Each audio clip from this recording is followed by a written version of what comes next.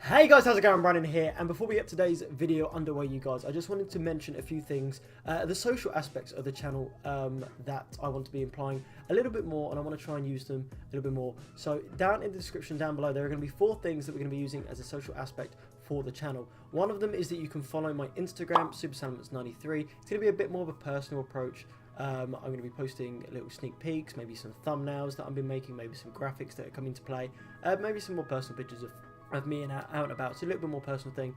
Another one, I mention it all the time, is you can follow me on Twitter at SuperSalamence93. I tweet over there a lot of just about different things, videos going live, my opinions about things. Again, you can talk to me over on there. We also have our community Discord, which you can join if you have Discord. All it is a click and you will be entered into the Discord itself, and there are little things like I put in there when I'm about to go live, or when a video, or I post videos in there.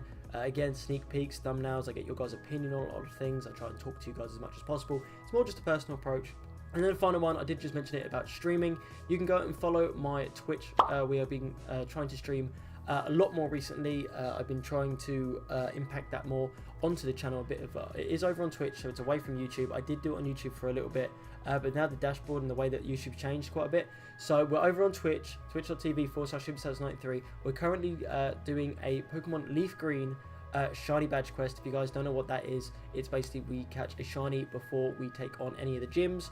So it's full on shiny hunting. It's good fun. It's a nice chill stream. And we're also trying to 100% the original Mystery Dungeon Red Rescue team. I plan to try and go through as many of the Mystery Dungeon games as possible. I know they take a good long time, so I thought it'd be a good stream idea. There will also be other things that we were going to be streaming, but I also want your guys' opinion, and it'd be great if you could be there for streams and stuff like that.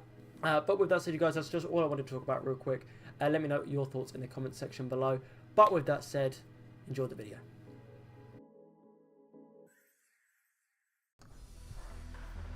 Hey guys, how's it going? Brandon here, and welcome back, you guys, to another Pokemon team builder. Today we're continuing on our Pokemon Let's Go Eevee and Let's Go Pikachu team builders with everyone's favourite yellow ball of electronic fluff. Of course, it's Pikachu. Now, quick disclaimer before we get today's video underway, that this is opinion based, like all my team builders. You can change anything about the team that you want, movesets, Pokemon themselves, anything about the teams. Of course, all I say is that I don't use legendaries, I don't use trade evolutions, and no version exclusives.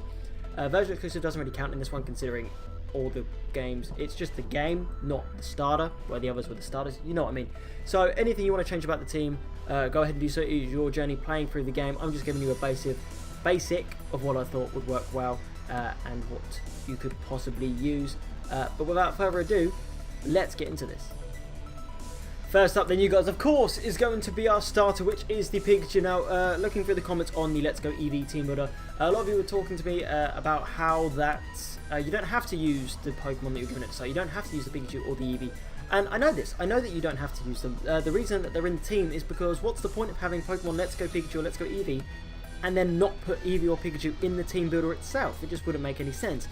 I would understand if you guys wanted to catch a different one, then use, like, say, a Raichu, or catch an Eevee and then use one of the evolutions, a Vaporeon. I'd understand that, but it's part of the game for me, and that's why in the team builder. But like I said, it's opinion based. You can get rid of it if you really want to. For this team builder, we have used Pikachu though. We've gone with the moveset of Thunderbolt, Splishy Splash, Carmine, and Thunder Wave.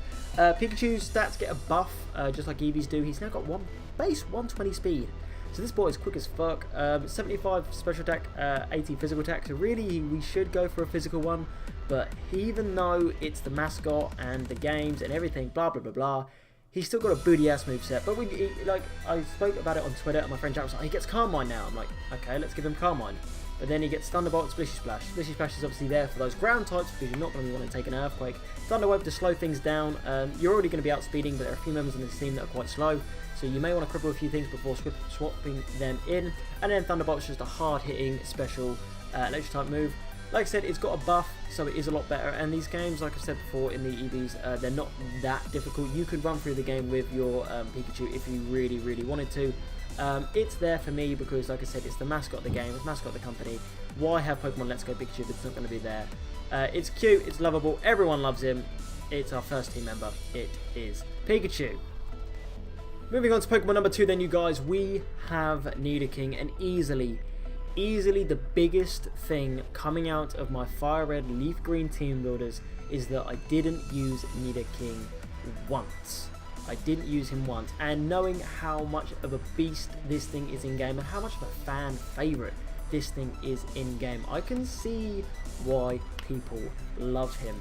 Just to say, evolve a Moonstone. If you guys want to look up how to get Moonstones, I feel there are like 2 or 3 inside Mount Moon, so you may want to look those up before going towards this. Poison Jab, Earthquake, Thunder Punch, Ice Punch. This man gets access to the punches.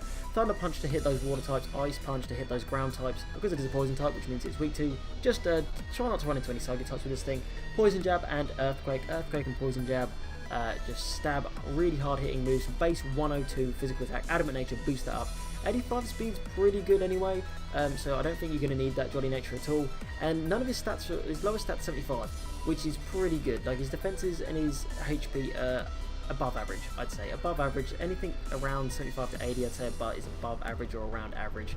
And he's just a very solid man. I can understand why so many people drilled at me for not using Nidoking in the teams before, but he's here now, and I am using him, and you guys can love him as much as you want in these team builders. He's a brilliant mon. I've never said that he wasn't. His design, from my opinion, looks amazing. I've never really been a massive fan of Nidorino, but you can literally evolve it straight away because it's a stone evolution. You're going to be given in all those TMs, but in my opinion, he looks badass. He hits like a fucking truck. I was going to say tank and truck then. Hits like a fucking tank, let's just say that. He's brilliant. He's our second team member. It is Nidoking. Moving on now to Pokemon number 3, and we have the big girl herself. I always use females. It's Clefable. This thing is brilliant. Now that Fairy typing has become a thing, Fairy is one of the most useful and powerful typings in the game, in my opinion. Defensively, it's very solid, and attackingly, it's very great. And it just added to how good Clefable was. Clefable was a really decent mon when it was just a normal type. Now that it's a Fairy type, it's so good. Competitively, it's been used amazingly. And in-game, this thing does the finest of work. You click with Clefairy until it learns Moonblast, which I think is around the 20s. I think around 28, I want to say. And then you can use that other Moonstone that you'll find in Mount Moon to evolve it. Psychic, obviously, to get rid of those poison types because of the Fairy. So you're going to want to get rid of those poison types. Ice Beam, there's dragons in this game that suck. Shadow Ball, again, just coverage moves to be able to deal with things.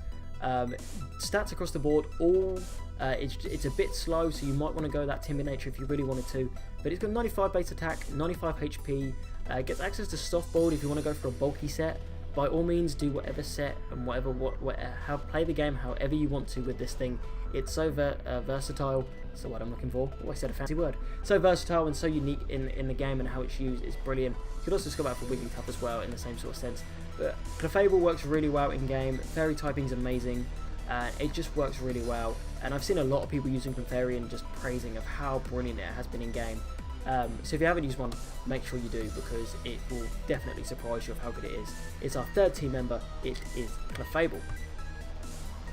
Moving on to Pokemon number 4, you guys, and some of you are going to love me, and some of you guys are going to hate me. It's Charizard. I had to chuck one of the Kanto starters in there. I couldn't not do Generation 1 and not use any of the starters that are available to you. So I decided to chuck Charizard in there. I know it's the most popular. It's my least favourite of the 3, just simply because of how popular it is. But I cannot deny how good it is in game. It's a starter. The starter's amazing in game, and Charizard's no difference. Aerial Ace, Flare Blitz, Thunder Punch, and Iron Tail. Aerial Ace and Flare Blitz for those stab physical moves. You could possibly get out Fly for Aerial Ace if you want to hit a little bit harder, but the 2-turn moves are kind of take it up its time. You can go Wing Attack instead of Aerial Ace. It's completely up to you. I just chose Aerial Ace over Wing Attack because the base 60 power each, and Aerial Ace doesn't miss. Where Wing Attack, obviously, if someone Sand attacks you or Smoke Screen, whatever, you have a chance to miss. Flare Blitz, again, hard hitting physical move. You can change that out for something if you want to. Thunder Punch to hit those water types, and Iron Tail to hit those rock types.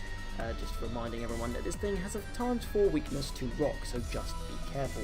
But in game, it's like I said, it's a Charizard. Everyone loves Charizard. Base 100 speed, base 109 special attack. Even though we've gone with a physical one, I wanted to go physical Charizard just because of the access to the Mega Stones and Mega Charizard X, and obviously you can chuck Dragapult in there as well. I know it's got base 109 special attack, and if you want to go with a special Charizard, you're more than welcome to. It's special move pole. It's literally just Flamethrower and Air Slash. I don't even know. I can't remember if it gets. I think it does get Air Slash. But yeah, I went with a physical one. I prefer a physical one. If you, like I said, you can change anything about this. as much as you want. You can go with a special one and go with Megazard Y because it gets drought and then flamethrowers will just fucking melt everything. It's brilliant. Everyone, either you love, I was about to say everyone loves Charizard. You either love Charizard or you hate Charizard. Either way, it's in this team and it does the finest job, and that's all that matters. It's our 4th team member. It's our boy Charizard. On to Pokemon number 5, you guys, and our water type for the team. We have gone with Slowbro. My newfound love for this thing has just grown. I've been able to use it recently in a load of different games, in Blue, in Crystal, when I was playing through them. And my love for this thing is it's just bulk with good special attack.